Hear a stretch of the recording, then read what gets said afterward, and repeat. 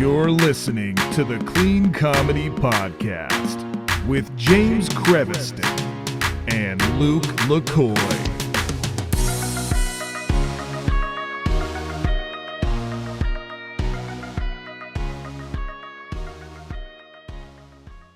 Hey, everybody. Welcome to the Clean Comedy Podcast. It's James, and today I'm here with my co-host for a while. I'm thinking it might be a while. 3 episodes strong. Danny Hawawini. Close enough, James. Close enough. I'm bad at names. Yes, Mr. I always Kravitz. Yes. All good, man. All good. Danny Hawaiian Man. That's what I'm going to call him. I got introduced once as Hawa Mama or something like that, and I was like, you're clearly not trying and just trying to be funny. I get that, but when part of your routine is your crazy last name, it all works. Yeah. How is Hawaii? Hawaii. There's so Happy much. Halloween, everybody. Happy Halloween. Halloween. I know that I'm very excited for Halloween. Speaking of that, do you watch scary movies during Halloween, or are you not a scary movie guy during Halloween? If you consider Hocus Pocus scary, then yeah, baby, all day. We just watched that last night. That's super funny that you said that. We watched that, and then my wife watches Bewitched like a million times during this time frame. So okay, I watch Halloween, like scary Halloween movies. So it's weird. Okay. So today, and I'm gonna butcher names. We're gonna butcher names today. I'm just gonna let you know. And I think I said it like 8 times, and I'm gonna say it wrong. But today we have a great guest on the show, recommended by both Danny and David Studebaker. Said he was super funny, like one of their good friends, great at comedy. And now I'm like super excited because I've heard such good things. So please welcome. It's gonna go so bad here, Babak, right? You want to know what's funny for everyone who's like watching this? He said it like 8 times before, and this was by far the worst one. Like, you said it just fine every time other than you just psyched yourself out. But no, I told you that's what I do. I'm bad at names. I'm nervous. Babak. Okay. Yeah. There you go. I get nervous. That's the thing is I'm not good with names. I do it all the time. You could ask Don't even worry about anybody. Babak, can you confirm this is why you went by a stage name for a minute? Oh, did you go by a stage name? So I did for different reasons though. I kind of dipped my foot into comedy right around the time that I started becoming a teacher. Okay. And, like you're nervous about like what's going to come to the surface. And so I can't remember. I think at first I went by Babak Shah. I think I called myself Babak Shah. And then I turned it into Babak Shah, like S-H-A-H. If you see on my Zoom, it just, has my full name there. But yeah, it was just Babak Shah is the last name that I think I used on the stage. So now, identity. Well, did you use a different name because you were worried like your students would find some of your material online and then like use it against you in class or something like that? Yeah, that's amazing. Well, you also have to understand when your name is Babak Shah, pretty easy to find anything you've ever done in your entire life online. I can't relate, Babak. not like Michael Smith or something like that. So, I know. yeah. I always I should have just used my first name and my middle name as like my stage name, but I was like, I'm too lazy to do that. So it would have been just James Daniel. There would have been a million James Daniels all like over the world. It would have been perfectly fine, Sounds good. Good. That's a good name. Good, strong name. Yeah. Sounds like a drunkard, like an Irish drunkard. Yes, it does. So how did you get into stand-up? Like, when did you start? How did you get started? Where did you start? Kind of give us your origin story. So it's actually really funny. When Danny hit out, asked me about the show, I checked out like the podcast, and the first one that I gravitated towards was, I think, Danny, maybe the first episode that you were on. And it was funny, like listening, because it was like really similar to like what my experience was like. He talked a little bit in that episode about like, we're both like, we grew up together. We've known each other since we were Big shout out Cupertino Middle School, right? I think even before middle school, because you were like on my brother's baseball team.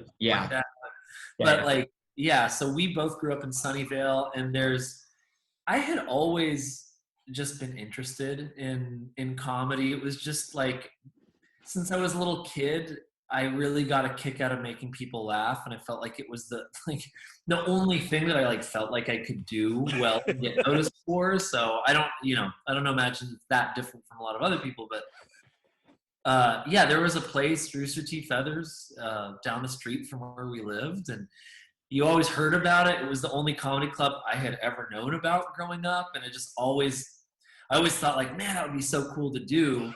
And I literally like, I like created a Google Doc a long time ago where I would like write down like things that I thought were worthy, like that would be funny in stand up. And I just kept adding to it like all the time. This is like years before I ever did it, but I was way too afraid to try.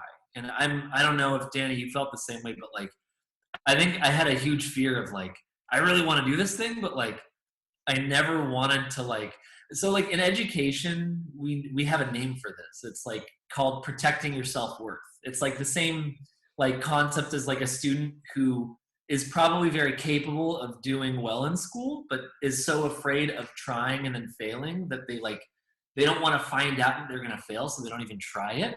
Oh, yeah. They'd rather just imagine that they could do it. I was kind of that way with comedy. Like I had in my mind for so long thought like I want to do this so badly that if I actually went out and tried it and didn't do well, I just couldn't live with myself, you know. But eventually, like, you know, I think on one of the new like the open mic nights opened up or was on my birthday, and I just thought the stars are kind of aligning and let's go for it, and I did it, and yeah, it was fun. It was, and then yeah.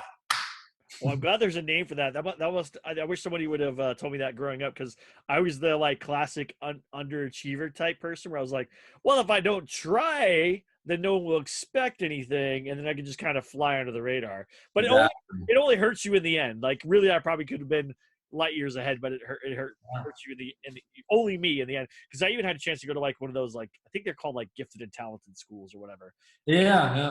And I purposely bombed the test twice so I wouldn't leave my friends, because I was like, well, if they can't go, I shouldn't be able to go, and I don't want to, you know, whatever. So yeah, it's a weird psychological thing. So. Yeah. So it's cooler to not be a standout, right? Nobody wants to be the standout, because, you know, to Babak's point, that it's like the spotlight is on, mm-hmm. And then if the spotlight is on and you fail, everybody's like, look at this guy, Icarus over here. Yeah. See? Dude, no matter how many shows I did, and it was just always so like, it was just, that's so hard. That's one of the things, like when I would do shows, and I remember you said this on the show, Janie, yourself, like you don't really consider yourself a stand-up comedian. I'm like not a stand-up comedian, but I'm someone who's like done comedy, and I was lucky enough to do it like a variety of shows, different venues. But to me, the big difference between like myself and someone like, you know, Studebaker, or I think the second show I ever did, you guys know Kabir Singh? The name sounds familiar, but I don't know. So he was funny. He was on America's Got Talent, and he made like the semifinal like a month ago or something.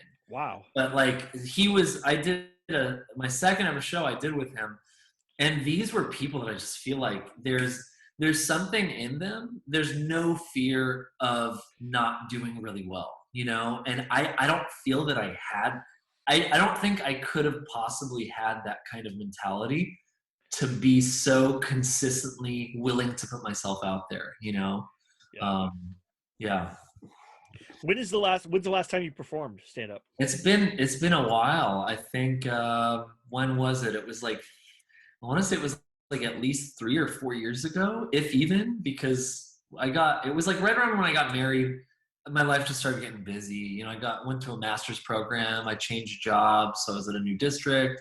I got a little daughter now, and you know, so it's been hard. But I literally still have a little thing on my phone that I keep every time I think of a joke. Like I add a new. Get rid of that itch, man. Oh yeah. Oh, and I can't wait to do it again. I don't know when it's gonna be, but I feel like I have all this material that I would love to just try it out. So I love that. That shows that that's really your calling. Like if you're already making notes and keeping track of stuff, like before you ever get on stage, that's definitely one of those things where your soul is calling out to be there. And yeah, and I get it, because when I get on stage, I get nervous. Like I've got like to the stage where I was about to like get on stage and thought like, I'm just going to quit right now and just turn around and leave. Like at that point, like it's a weird thing. And I have a friend who's friends with the lead singer of the Killers, and I didn't know this, but he throws up every time before every single show. He gets like so nervous and freaked out that he gets sick before every single show. So I know that's a real thing that does happen. Even in successful people, right? That band's super successful. Those guys are super successful. Yeah.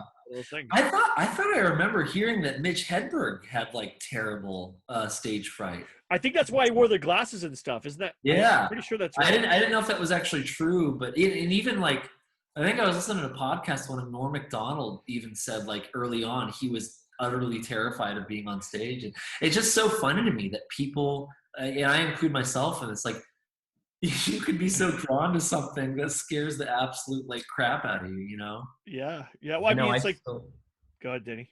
Yeah. I mean, I was going to say, I know, you know, when I'm standing behind the curtain and, you know, oh, give it up for, you know, James, yay. And then the host is like, all right. And, you know, coming up next to the stage, great local come. And in my head, I still have that feeling. However many times I do, we're like, oh my God, he's talking about me. He's going to say my name and I'm just going to have to walk out there. And I know what I'm going to say, but, oh, you know, you still get those crazy butterflies. And then you just kind of spew out a set. And when you're done, you're like, yo, that was everything I needed to fill me back up, you know, but it never really goes away. I mean, that's the adrenaline of it, you know? Yeah. I did a show, a paid show kind of, I want to say it was a couple months ago, and it was filmed too. So they paid me, they filmed it. It was in front of a live audience. It was like really cool in a really cool place in LA. And I watched like 3 other comedians go before me and they did great. And I was like, oh, this is I'm going to do so terrible now. And I literally like got to the door because you had to like walk upstairs, get there and wait around this little corner. And then the host would call you out and then you get up there. I remember walking up there, grabbing the mic and I felt like I stood there for 5 minutes and said nothing, even though it was probably 5 seconds. And it was the most terrified I've ever been. And then I just looked at my set list and started doing my set and it went so good. And I walked away, I walked off. And the host was like, that was amazing. You did such a great job. And I was like, I did. And like, I couldn't remember. It was such a weird feeling. And the sad part is somehow it got deleted off my phone. Like I remember hitting stop and save. It got deleted. I cried on my way home because I was so sad because everyone was like, it's so good. And I was like, oh my gosh, what happened? Oh no. And you also know that like Jerry Seinfeld has that joke about people being fearful of talking in front of strangers, that like more people would rather be in the coffin than giving the eulogy. And that's just now, what kind of teacher are you? What do you teach? You mean like what subject do I teach, or what's my like style as a teacher? No. Like what? Yeah, subject and maybe grade or what, or like age grade or range. So I teach high school, and I mean, it could change every year. When you're in high school, you have like a single subject credential, and you know it's depending on if I'm teaching 9th. Anyway, I teach 9th and 10th grade mainly.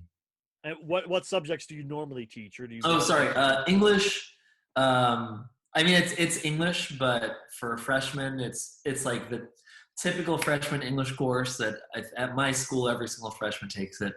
And then I teach an English support course for students who are English learners. And then I teach a world literature honors course for all the 10th graders who are trying as hard to get those A's as possible. So the other course, the one for English learners, that's like an ESL, like they're learning English because that's now their second language. Yeah. That's awesome. Yeah, it's cool. You know, you get like, I get because I'll go from one period teaching support to teaching like honors, and it's like a tale of two cities. So it's really crazy, yeah. But it's good, man. It's fun. So did you have like a master's in English then? Is that what it is? I have. I have a bachelor's in English, but I ended up going to get my master's for education administration. Wow. That's awesome. It's the kind of, people get their. That's what you got to get if you want to be like an administrator, like a vice principal or something like that. So. A principal. That's all. I had a principal who would say, "I'm your principal," and I was that's like, very creepy. No, you're not, buddy. You were not, sir. Right? Yeah. Spelling device, though. You can always remember how you spell principal, the person, versus a principal. So it's not the worst thing in the world, depending on delivery, I guess. Like anything, comedy. Yeah, that's true. I mean, that's the truth. Do you ever work on any bits or tell jokes in any of your classes or try to make them laugh? That kind of stuff? Oh, I've definitely done it before. Actually, now that I'm remembering, I used to teach in Eastside San Jose, and when I was there, so when I first got my job there, I was taking over for a teacher who was taking a sabbatical, and she decided to come back like my second year. And so they're like, oh, we don't really have a job for you, but they liked me enough where they were like, well, what if we create a class for you to teach? And it was between creative writing and speech. And I thought, let's do speech. And I was the only speech teacher in that whole district, and I was able to like totally create my own curriculum. I had a whole stand-up comedy unit. And it was like super fun. Like the kid, it was really cool because it was like one of the first times that I was able to see for myself, like stand-up comedy is really like something that like there's a science to it, you know? And there's like even though I had done stand-up, like I had to look up like how do you teach someone to be funny? And you know, I had students who were like scared to death and were like, I'm not funny at all, but they worked so hard at it that like when they gave their sets, like the whole class thought they were hilarious, you know? So like when we did that to kind of make them feel a little less scared, I like, you know, I came up with my own bit. And I would practice it in front of them. And I feel like there were a couple times where like, especially when I was doing both teaching and stand-up at the same time, where like I'd have a show coming up and I'd have this like bit that I thought up of. And like I'd find an excuse to bring it up in the middle of class, and I'd just note if like kids thought it was funny or not. Because they could be a tough crowd. Yeah. But yeah. James and I talked about this though, like different people are good at different things, you know, and that's so cool for the kids to learn that too. Because some people want to be, you know, in front of the camera, quote unquote. Some people want to be, quote unquote, behind the camera in the writer's room. So there may be some people where their delivery is some kind of way, but they're like, yo, I can craft the hell out of a joke. And that's so cool for kids at such a formative age to actually understand that, like, to your point, from an education standpoint, like that's so funny that you got to just shoehorn your passion into your career. Yeah. Well, and I ended up, there was a kid who I thought was hilarious. I thought he was so funny. And like, I told him, I was like, dude, if, like every once in a while I have a student who is just like really funny. And I just kind of like nudge him like, dude, if you want, like you could do an open mic. Cause I think I remember, Danny, at Rooster T, and I don't know if this is, James, you might know better than we do, but like if it's common at comedy clubs, but there were like, I remember like doing open mics there sometimes, and there was like a kid in high school doing like the open mic. He couldn't, it was funny because he couldn't like hang out with other comedians where they're drinking, but he was able to go up on the stage. So is that common? That happens at clubs a lot. Yeah, you'll be like 18, like you can't be in certain areas, but you can do your set, or you have to stay in a certain thing. It happens exactly. And so I like kept that in the back of my mind, and I told like a few kids like, hey, if you're really interested, like you know, you could, if that's something you want to try out. So one of my students actually ended up performing at an open mic at Rooster T right after he graduated. It was like a small crowd. It was like, you know, only like a few people there, but it was just cool. It was cool to see someone up there who like was a pupil of mine, you know. It was fun. That's so funny. I started doing that same thing because the teen center out here in LA near where I live wanted speech for kids, and they're like approached me about it because someone had seen me do stand-up, and I said, I don't do speech, but I can teach stand-up, which is like speech. They have to learn how to craft things. They have to get in front of the mic, you know, all this stuff. So I've been running 3 times a year stand-up comedy class for teens. So bravo to you. Really? Yeah. I wish you had done that before I had to teach that unit. I would have just what you came up with. I was going to ask if I could borrow what you came up with. So that's. I actually think I might. They're like old PowerPoints, but I could send you over whatever. Yeah, that'd be so awesome because I'm always trying to get it better and better. Because even though you practice stand up, if you watch somebody or you talk to somebody or something like that, you always pick up something new. So I always tell them, I said, look, I'm not the master of this. Like I'm not Jerry Seinfeld. I don't know every in and out of comedy, but I'll teach you everything I know, and I'm going to dig and learn and grow as much as I can to help you. So if you have a question of something you want to learn, like this semester, I had a couple repeat students, they wanted to do sketches. They wanted to write sketches, SNL sketches, Monty Python style sketches, all that stuff. I was like, okay, let's do that. So that's what we did. They wanted to do roasting too. So we did roast battle in class, and I let them roast me too. It was awesome. So we did roast battle, and we did sketches. Yeah, it was great. They actually turn in their sketch tomorrow, their last sketch tomorrow. Oh, nice. So it's really cool. So is that something that you like carefully work with them on, or do you have like no idea what their sketch is going to be like? Oh no, we do in class one together, like a sketch with everybody. So everybody inputs ideas, we flesh it out. I talk to them about how you do it, what we're doing. Then we write it together, and then I'm like, this is the outcome. This is what it looks like. So now you have a template to take and make a sketch of your own. And they'll pitch me ideas of like, oh, I have an idea for this thing, and I'm like, oh, that's great.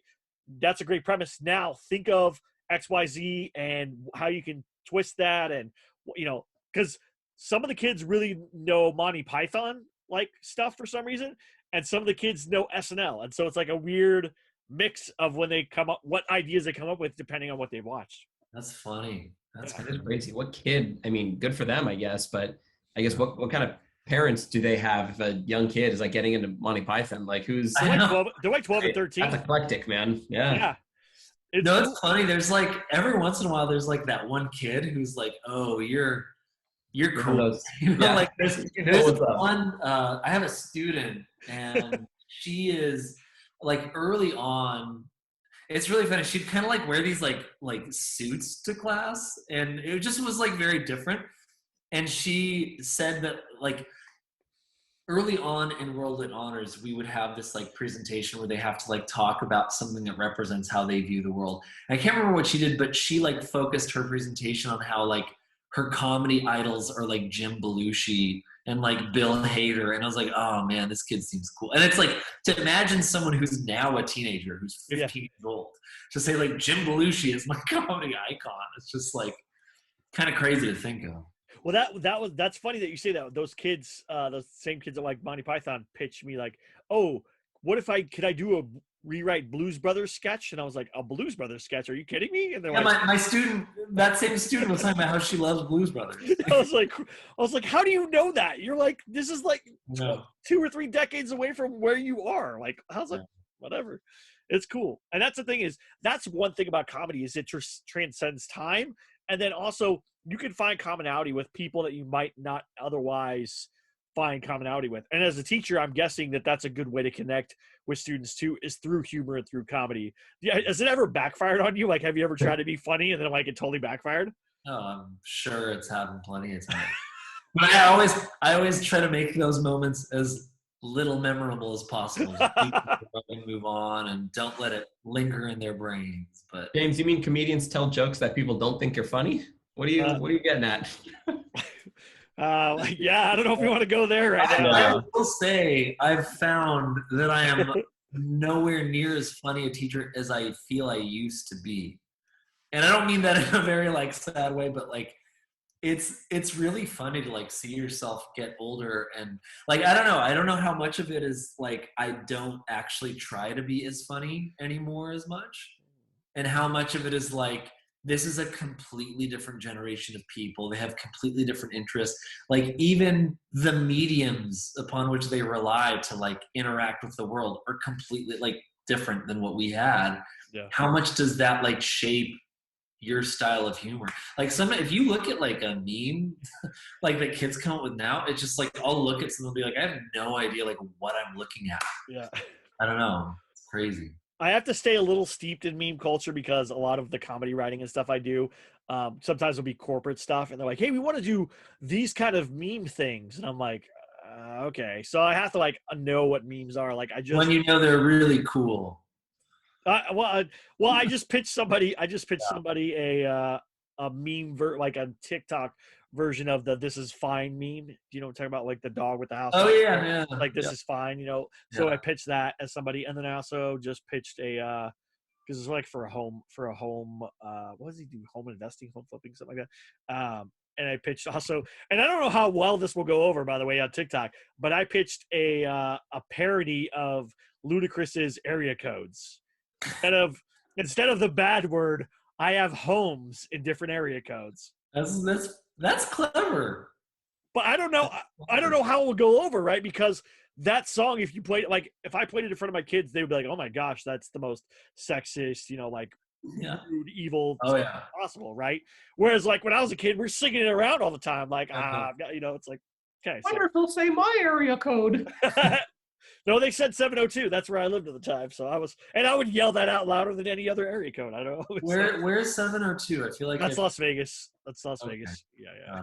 So, yeah. You're from Las Vegas? I moved there when I was like 15. I grew up in Texas, and I moved to Vegas when I was like 15, and then I moved to San Diego when I was 18, and then back to Vegas, and then now to LA. So all over the place. Wow. So I've lived in a lot of area codes. You've had homes. You literally have had homes. I've had homes in different area codes. That is true. Yeah. There you go. So, is there a piece of literature that you find yourself drawn to because of the humor in it, as opposed to, like, we teachers, like in English, have teachers like, Shakespeare or whatever, but you're not drawn to Shakespeare because it's funny, but Shakespeare because it teaches a lesson, or there's something else there that's important. Yeah. Is there some? That's a good question. Like, do you mean like among the books that I teach my students, or do you mean just generally, like? Let's go for both. I'm down for both. I like to learn stuff like this. So. I would say, I'm not as read as a lot of like traditional English teachers you'll find, but I would say among the books that I've read that I thought, what I would say, I think of the books that were traditionally part of the classroom, and I've never actually taught this book, but I remember reading it. The one that I remember thinking was funniest was Catcher in the Rye. I don't know if you guys read that, but I can't even remember what it was, but there was something about how like honest the novel was, and how like true it spoke to, I don't know, like the teenage experience and like that cynicism. I just felt like it was very raw and very like uncomfortable, and I thought that was really funny. Other than that, and I'm just, the only other book that I could think of off the top of my head that I just genuinely remember like thinking was funny was High Fidelity, but that's not a book that I've ever taught. I think there was a movie with John Cusack about that novel. I think the writer is Nick Hornby or something. Yeah, but I can't remember what made that one funny too. I don't know. To me, like whenever I read something, or even like just watching any comedy at all, and I think this is the way that I framed it for my students when I taught stand-up comedy or as a unit, is like what people find is funny. It's not like people, when you guys meet people who know that you do stand-up, they go, "Tell me a joke." It's like, it's not like that, like I'm not saying knock knock, like who's there up there. But it's more like to me, a joke is like you are sharing your unique perspective on something that hasn't been expressed that way before, and I think when anything that I read that gives me a very unique and funny way of looking at something that I hadn't thought of before, even if it's not intended to be funny, to me, that's like what comedy is. So I don't know. I felt like those books were pretty good with that. That's good. That's a good point. Go ahead, Danny. I was just gonna say, isn't a joke almost like definitionally like taking expectation and subverting it, obviously in a humorous way? But I mean, I think that is kind of a large part to your point, Babak, about what makes things funny. It's it's a unique story or a unique perspective, but it's some way of shifting an expectation where it's like, I never thought of it that way. Exactly. Like, I think Jim Gaffigan, and it's that same kind of humor. It's just like, no, that's the perfect way to put it. Like, to me, the reaction of like, oh, I never thought of it that way. That's like the essence of comedy, And I brought up Mitch Hedberg earlier. He was a really good resource when I was teaching my students, because it was like, look, you don't necessarily have to craft these thematic bits that all tie together. You could literally just make like these pithy observations about life. Like, he had a joke that my students thought was the funniest thing ever. I can't remember how he said it or how he delivered it, but it was something like, rice is really good if you're hungry and you want a lot of something. Yeah, a billion of one thing. Or Yeah, exactly. And it's like, who thinks of rice like that? That's the funniest. Well, what's funny about the J.D. Salinger book, The Catcher in the Rye, is when I was in high school, I wanted to be an FBI profiler. Like I wanted to go like track down serial killers.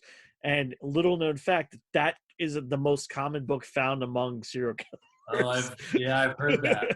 So it's one of those weird things where I was like, they almost always find a copy of that book within that. So creepy. Babak, anything you want to tell us? That's what I was thinking. I will say I read it one time. It was my senior year of high school. He's like, FBI, don't knock on my door. And I got no good ideas.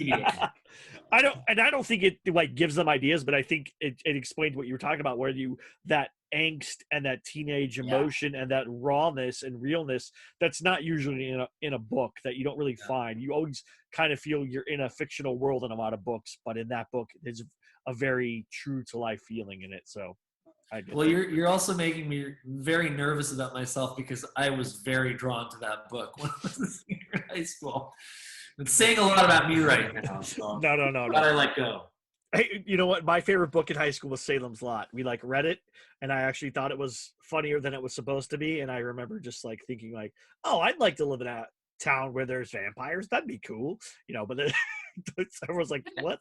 And then Twilight came out, and everybody was like, yeah, I'd love to live near vampires. I'm like oh, now I'm the weirdo, huh? Okay, right. I think everybody went through a phase where like they liked the things they weren't quote unquote supposed to like. I mean, I remember loving the what's his name, Rupert Selby, I think, but Requiem for a Dream. Yeah. And I loved it. I mean, A, because it's a gripping, like great story, but also B, just because it's like, oh, it's so depressing. And like, isn't it pretty crazy that like, I love this really depressing thing? Like, what does that say about me? Like, I'm super deep. But it's like, I think everybody kind of has that phase where they're like, yeah, I like it because of the angst. It's like, all right, you're also 12, but whatever, Yeah. No, it's probably everybody who liked Clerks and Mallrats and all that stuff when they were growing up in at least I did. I like Kevin Smith's wheelhouse, man. Yeah, that was my jam back in the day. Yeah. Well, thank you so much for coming on. Is there any place like, do you have stand up online that people could watch if they wanted to and stuff? I that's a good question. Yeah, I have actually a really funny story. I have a funny story to share. Danny, do you remember a couple of years ago I had to text you? So okay, let me share this story. Totally. This is the last one. I've had random videos just kind of lingering around online. I had like a Facebook like profile for my like stand-up comedy persona, I guess, and I would post videos there every once in a while. So I tried when I first got my teaching job to like privatize the videos and no one could access them easily, because some of the material was like, you don't want kids who you're teaching hearing it. And I pretty much got taken care of all of it. And then I got a new job at a new high school, new district, which means I was not tenured. And in that year, one of my students, like she just came to class one day and she like was staring at me like she saw a ghost. And I was like, what's going on? And she's like, I saw you online. I was like, what? And I was like, what are you talking about? She's like, I saw your stand-up comedy. And I had you have to understand, I have no idea how this person could possibly, like my school that I used to work at was very far away. I can't imagine she could have gotten a hold of it from some other student. But she ended up like being willing to like show me the video, and she got it out. And the first thing I was looking for, because I looked at all my like accounts, was like, what account do I have? Because I checked them all and I don't see that like there's any video available. And I saw that the account title was like Danny Hawawini or something. And I was like, oh. And then, and of course he didn't mean this, like, he didn't mean to like out you, screw over my teaching career. But I ended up texting Danny like right after. I was like, dude, and dude, he was so responsive. Do you remember this? I do. Yes. Now that you mention it, I do. I remember that. Yeah, and right away he like privatized it, and the student was like, "Oh, I can't see the video no more." I was like, "Too bad." So I don't think there's anything available. Luckily now I have tenure, so I wouldn't be as worried. But yeah, I don't. I'm sorry. I wish I did, but I don't. No, it's okay. It's okay. I know a bunch of teachers who have done the same thing, who like do stand up and then privatize and hide stuff, or use a stage name so that it's not as easy to find. But then somehow it always comes out though. It almost always comes out that you've done stand. James, I'll see if I can send you the link directly. Okay. See if we can, because it's private. Yeah. Oh, only you and people you choose can see the video. I'm looking at it right now. Babak at the Improv, September 2015. You're already super funny as a person, like, and very personable, like, just from this conversation. So I can only imagine how good your stand-up is. And what's going to have happened, though, I'm going to be very sad that this is the only thing I'll get to see of you and not see something else. Like, I'm like, hey, you should probably pick that up again. You know, like, I'm not kidding. Like, I legitimately want to do it again. Like, to me, this is not the end of it. I would love, like, because I really think I'm at a point now where I used to be so afraid of bombing, I couldn't care less anymore. Like, yeah. And it feels very liberating, and it makes me want to go out and try. So you totally should. I mean, that's the thing is, stand-up is the scariest yet most refreshing thing you could possibly do. Yeah. It's probably the only thing that could probably maybe say might be similar would be like skydiving, right? Where it's just like that thrill for that short amount of time that pushes you to your limit, where you're like, I could die here, and not a real death on stage, but like you feel like you could die in that moment. But when you leave, when you're done with it, you're like, that was so awesome. I can't believe I did that, you know? Didn't die, but I killed. Oh. Nice. Thank you. James, I got to share a super quick story for Babak, and tell me if you remember this, because, I mentioned this obviously, but I have to obviously tell you to your face and thank you for being kind of the nudge to get me on stage in the first place, because it definitely was you. And I don't want this to come off as like in the wrong way of saying like, oh, well, if he can do it, then so can I. I don't mean that as in because he's not funny, but because I know where he came from, and I know, his roots, so to speak. And James, you mentioned earlier about like, yeah, your comedy gets formed like by your peers at a young age. Babak, do you remember, it was either 7th or 8th grade when we had Miss Russo. This 8th grade, strong Black woman, and she never wanted to hear it from Babak because he would always try to be funny in her class. Wait, were you in that class? Babaki, of course I was. She would have called me that, wouldn't she? Yeah. Babaki, yeah. And I remember thinking like, I always just remember cracking up in that class and like with you, and like, and again, just as we grew up and became like better friends and stuff. But I have to, I've mentioned it on the pod, but since you're on it, I have to thank you, for getting me up on there and again, making me laugh in Miss Rousseau's class. Shout out Miss Rousseau. If you taught us at Cupertino Middle, it would have been 99 or 2000. So if you're listening to this podcast, what the hell? But also, thank you as well. But yeah, man, I mean, it's so great that it's like full circle that we can come back as like fathers of girls that have our lives in this different place, but this love that's still there. Like I still take showers and like recite routines in my head and like hear the crowd's laughter while I'm shampooing, and I'm like, yeah, that was a good set. I think I'm like, well, actually, sorry, I know, James, you're trying to end this thing, but I'm just getting all these other ideas. No, you're okay. I met my wife at a show. So I did a show, and it was at the Punchline with Sammy Obeid. Yeah, Sammy Obed. Yeah, I was talking about him as well. Yeah, I love Sammy. Okay. Yeah, he was the headliner that night, and it was. I mean, it was a very memorable night.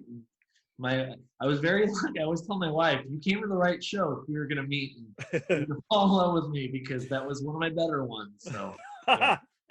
That's so cool. Yeah, I didn't start stand up till well after I was married. So like, and my wife was also the reason why I did stand up. So she pushed me to do it. Awesome. You should do it. She's like, you should do it. You're funny. And I don't know if you guys had this, but growing up, I would have people like, oh, you should be a comedian. You should be a comedian. Not thinking that was a real job. Like I was like, oh, I got to be famous, and then someone will let me get on the stage and say stupid stuff in front of other people. Okay, cool. I'll be Jerry Seinfeld's. Yeah, I wish. That's my mecca every year is going to see Jerry Seinfeld in Vegas. I go every year, once a year when he goes to Vegas. I haven't gone in 2 years, obviously, because of pandemic, but I go and watch because I feel like it's the master class in comedy is Jerry Seinfeld, like doing stand up. Yeah, he's like deal with that pandemic, man. He's one of those guys where it's like, even if he's not like your style of humor, it's just like this guy has. He has it. it's just like you cannot deny how great he is at his craft. So. Yeah, and I know people are like, I don't really like him. He's kind of hacky. And I'm like, you realize that he's not hacky. Everyone copied his style, and they're hacky. Yeah. He started it. Like, he did everything first, and then other people were like, oh, airplane food. What's the deal with airplane food? Like, it was like, I know he was so good that he like created these very, you know what I mean? Like the typically overused stand-up comedian prototypical joke is just like. It's like he's responsible for that, you know. So that's funny. It's funny with this newer stuff because you can tell he just doesn't care anymore. And I don't mean that he doesn't put effort into it, but he's like, I'm Jerry Seinfeld, man.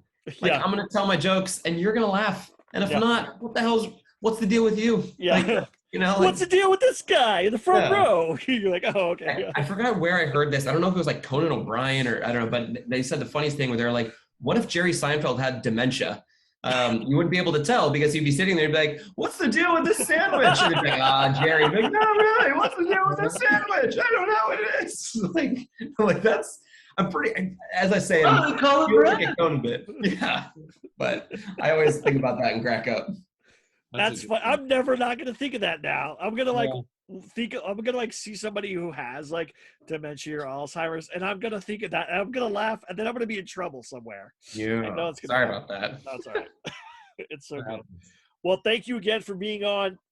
Danny, that link didn't work for me, so you'll have to send it to me a different way. I don't know why it didn't work. But I'll figure it out. All right, we'll figure it out. Thank you again. Is there anything you want to plug? Like, do you have anything that you want to plug? If you got kids looking to get taught in Los Altos area, send them to my classroom. Other than that, nothing. If you got kids and they need to be taught, I'll teach them. Yeah, exactly. No, I do want to say I appreciate. Like when Danny told me about this, I just thought it would be fun, like to just talk about comedy again. It's been a long time, and So it's nice seeing you too, Danny. It's been a while, but thank you, James. Thank you. I'm grateful, man. I feel like I made a friend today. Like, I don't know if you feel that way, but I feel like I made a friend. So I do. I hope it's not one-sided. That's going to be weird. No. Just think of me as your principal. Oh, he brought it back. Brought it back. Bravo, sir. It's now ended. but hey, if there's another time, I would love to see Studebaker because I haven't seen that in a long time. So that'd be fun. So I'm trying. Okay, when we can schedule, we'll come back and we'll do all four of us. I know.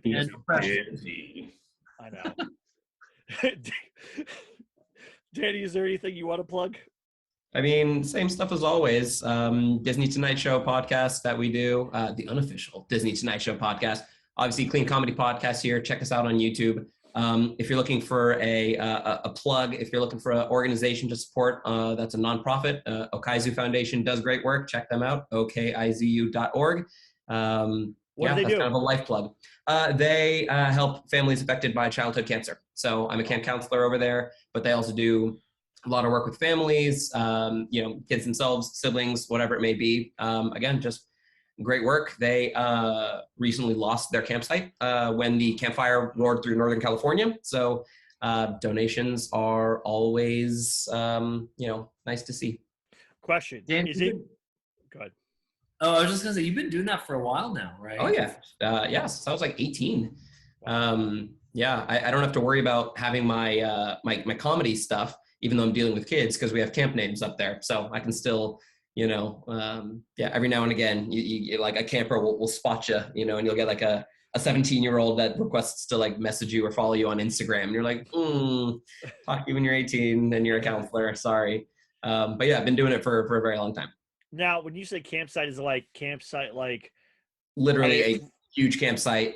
Like Friday the 13th type style, like exactly that, complete with no, not with a killer, but like yes, huge lodge cabins across just a huge space, huge grass field, man-made lake. It is kind of weird that it got taken out by a fire because it's like you have your memories of it, but you know that when you go back, it's not going to be that. But I assume that the stars will shine just as bright. I assume that the love will all still be there. So I feel like I should throw in life plugs as well as, comedy, Spotify, and YouTube plugs. So again, okizu.org, check them out. They're doing really great work. That's so cool. Well, thank you so much. Thank you both. Please check out Clean Comedy Podcast. Don't forget, if you're listening to this, go to YouTube, like, subscribe. I see a lot of people watching it, but you're not subscribed, so please subscribe. We need more subscribers. I don't know what the deal is. What's the deal with you not? What's the deal? Thank you again. Thank you so much. Thank you, Danny. And thank you, everyone, for listening. Have a good one. Bye.